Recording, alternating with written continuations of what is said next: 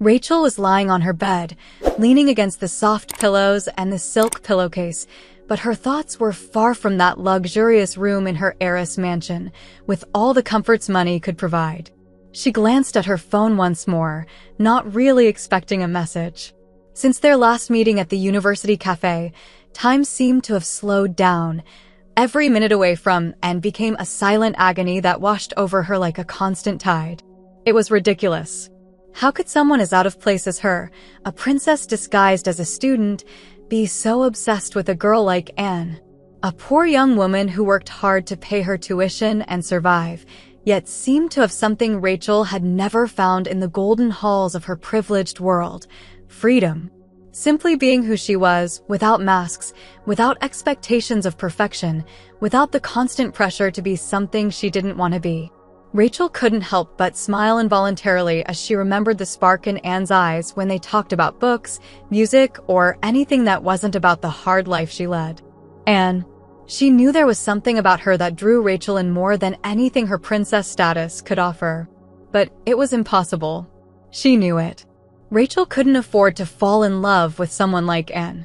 Not in a world where everything was controlled, where her life was already planned, and her future marriage to a foreign prince, though distant, was inevitable. Yet, she knew she couldn't erase what she felt. Every stolen glance, every casual conversation, every smile exchanged between them seemed to carve a certainty into Rachel she wanted, and in a way she didn't understand and couldn't control. And so, in the midst of this storm of contradictory feelings, she decided to do something she would never do under normal circumstances. She would go to the library that night. It was the only thing she could do to distract herself from the avalanche of thoughts consuming her. The college library was empty, except for a familiar figure. Anne was sitting at a table in the farthest corner, surrounded by a pile of books, seemingly absorbed in her reading. Rachel took a deep breath before approaching, feeling her heart race. It wasn't just because of the unexpected encounter, it was the anticipation, the desire. She didn't know what she was doing there, but a part of her felt she couldn't ignore what she was feeling anymore. When Anne noticed her, her face lit up with a shy but genuine smile. Rachel had never seen anyone so charming in her life. "Hi, Rachel. I didn't see you here today. How was history class?" "It was good," Rachel replied, trying to sound casual. "But actually, I came here more to talk. Or just to be here. I was thinking about some things." And raised an eyebrow but didn't say anything. She simply made space for Rachel to sit across from her. "I was thinking about you," Rachel said, before she could hold it back. The words came out unplanned, unpredictable. But they were there, and heard them, clearly surprised. Those words hung in the air between them, like an unspoken secret, like an invitation to something bigger, but also something unknown. And looked into Rachel's eyes, trying to understand if this was just a joke or if there was something more. The truth was, Anne didn't know what she was feeling either. But at the same time, she felt that her life, until then so organized and limited by her obligations, now seemed more full of possibilities than ever. "Rachel." Anne began, but stopped herself. What could she say? How could she explain her own confusion? How could someone like her, who lived with the reality of her life without illusions, allow herself to dream of something so distant, so unattainable as the princess herself? She, who spent her days struggling to pay bills, knew she would never be accepted in that world. She could never be part of Rachel's kingdom or the enchanted life Rachel led. Rachel felt the silence settle between them and, for a moment, feared she had said something wrong.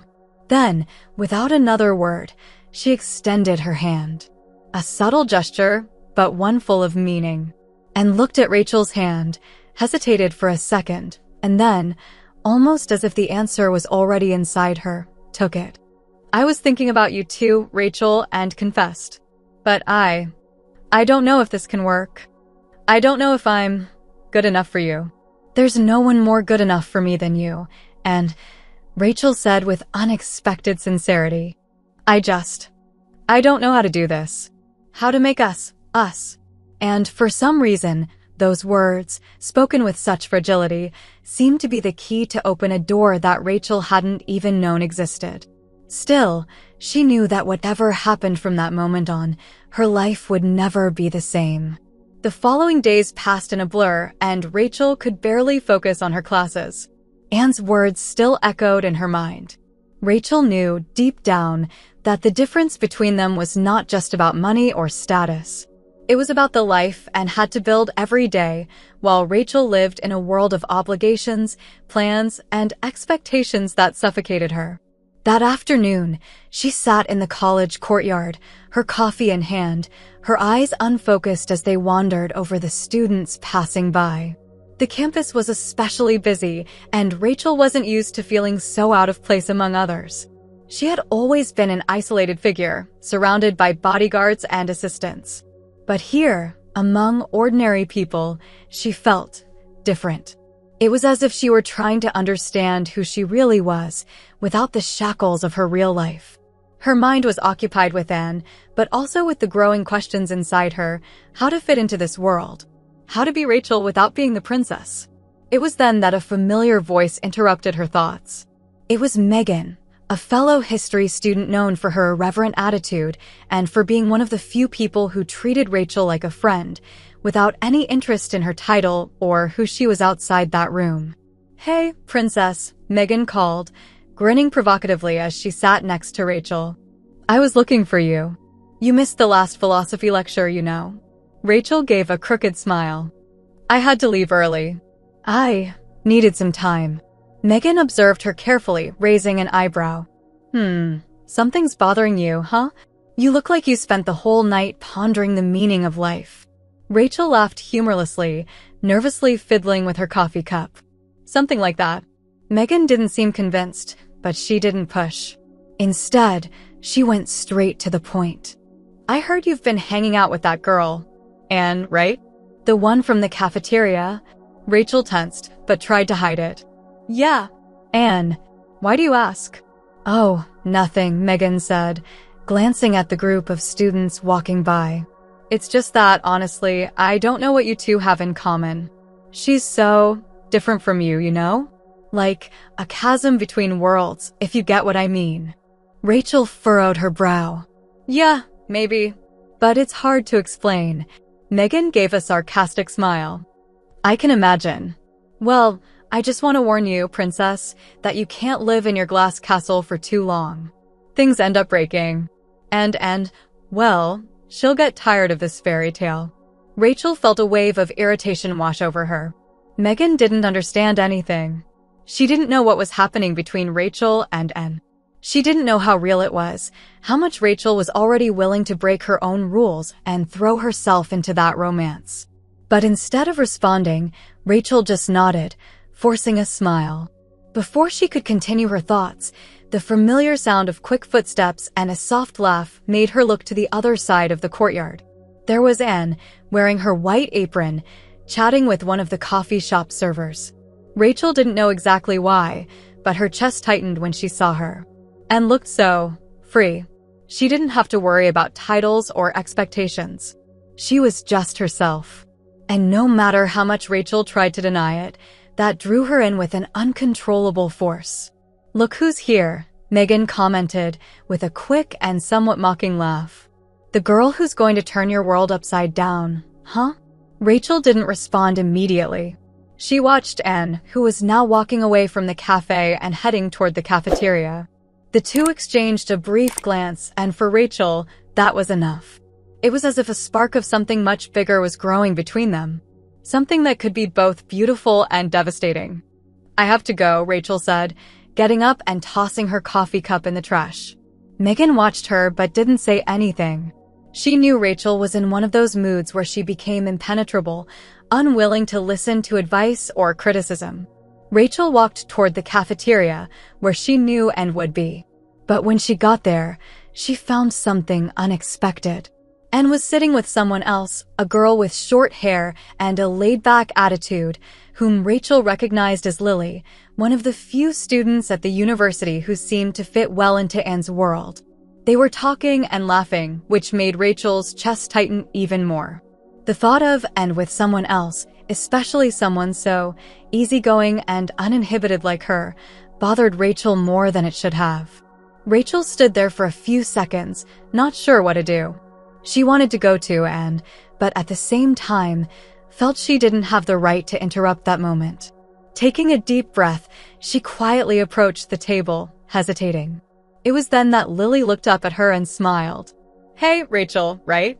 Lily asked in a friendly tone. "I saw you on TV the other day. Your family is amazing." Rachel looked at Lily with a forced smile. "Thanks." Anne, noticing Rachel's presence, looked up and smiled in a shy but warm way. "Hi, Rachel. I was just showing Lily some ideas for a project. How are you?" Rachel felt relief hearing Anne's soft voice, but couldn't hide the frustration that was building inside her. I'm fine. I just wanted to talk to you." Lily, sensing the tension in the air, stood up and took a step back. "I'll leave you two alone, then," she said with an enigmatic smile. Once Lily had walked away, Rachel finally sat beside Anne. They both sat in silence for a moment, and the mere fact of being there together, side by side, seemed enough to ease the tension that had settled between them. "Rachel, are you okay?" Anne asked, her eyes filled with concern. Rachel took a deep breath. "I was just thinking about what Megan said," and looked at her, still with that gentle expression, but now with curiosity in her eyes. "What did she say?" Rachel looked at Anne, and then, with increasing sincerity, spoke. "She said that you'll get tired of me. That you'll realize we don't have a future. And I just don't want that to happen. I don't want you to leave."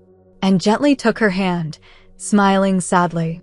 "Rachel, I don't know what the future holds for us, but it's not about what people say.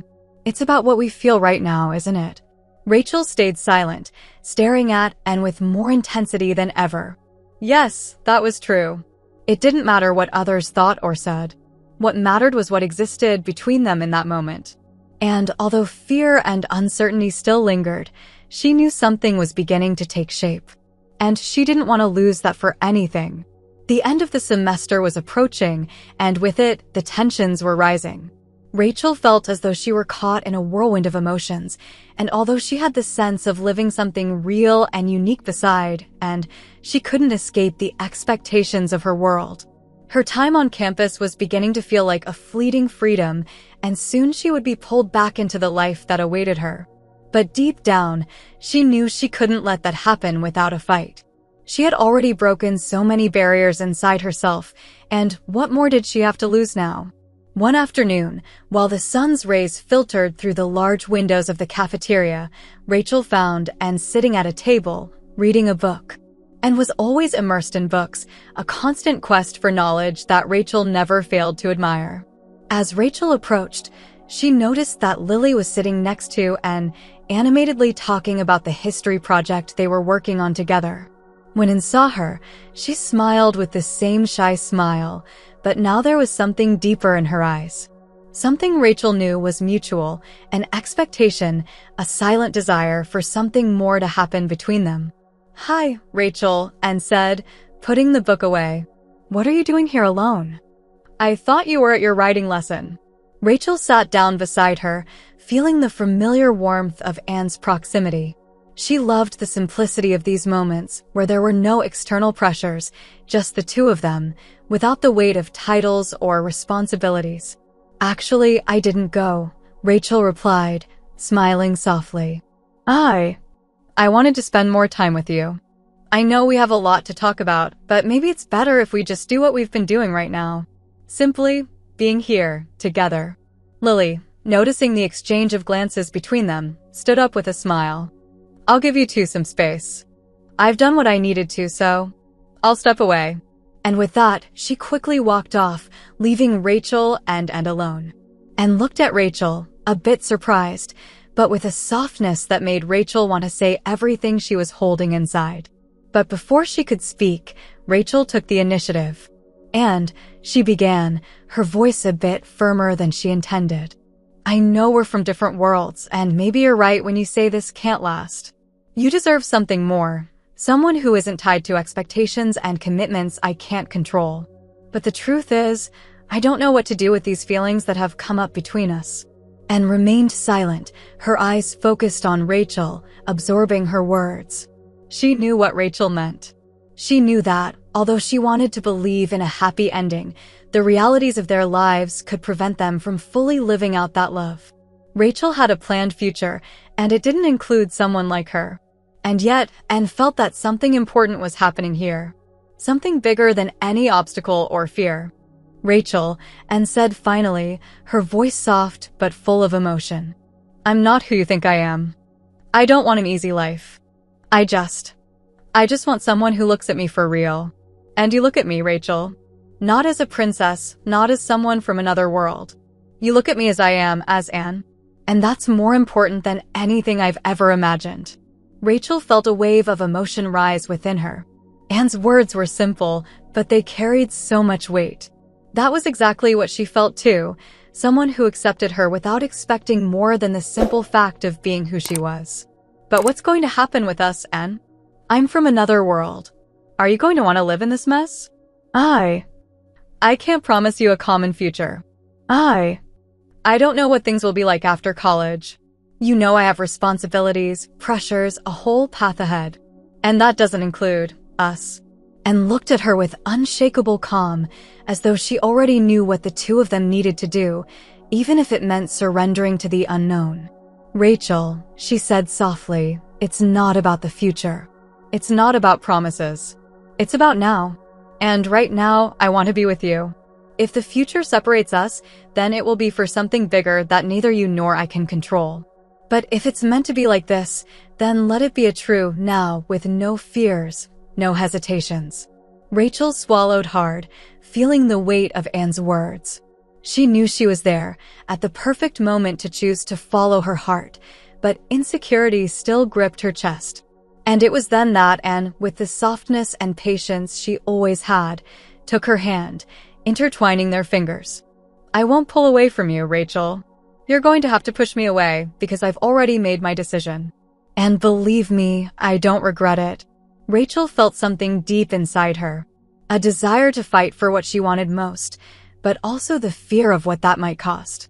But the trust in Anne's eyes calmed her in a way she couldn't explain. Maybe that was all they needed, to take the first step, without looking back. The campus, a week later, was already starting to prepare for the end of the semester, and Rachel felt that the end of her story with Anne was drawing near, not because they didn't want to be together anymore, but because their paths were parting. Rachel didn't know what the future held for them, but something deep inside told her that, at the core, the choices they were making were the most honest. That morning, Rachel had made her decision. When she entered the cafeteria, she saw Anne right in front of her, as always, with her hair tied back in a casual ponytail. Anne's smile was so natural, so full of life, that Rachel felt a wave of affection swell within her. "And," she said, stopping in front of the table where she was sitting, her voice calm but determined. "I need to tell you something." Anne looked at her, her eyes curious, but also a bit anxious. "What's up?" Rachel took a deep breath. "I want us to have more time. I can't promise a perfect future, but I want to make this now worth it. And if that means staying together, even with everything that separates us, then I choose to be with you." And stayed silent for a moment before smiling widely, her eyes sparkling. She stood up and, with a simple gesture, hugged Rachel with all the strength she had. "You have no idea how much this means to me," and said, her voice low but full of emotion. I choose you too." And in that moment, despite the uncertainties and challenges that awaited them, Rachel knew she had made the right choice. Maybe the future was uncertain, but what mattered was that they were together in that moment. And that moment, for Rachel, was all she needed. If you enjoyed this content and want to support the channel in a special way, try clicking the thanks button below. It's the one with the heart and $sign icon. With super thanks, you can make a direct contribution to the channel, which helps me keep creating awesome videos for you. Thank you so much for your support. You make all the difference here on the channel. See you in the next video.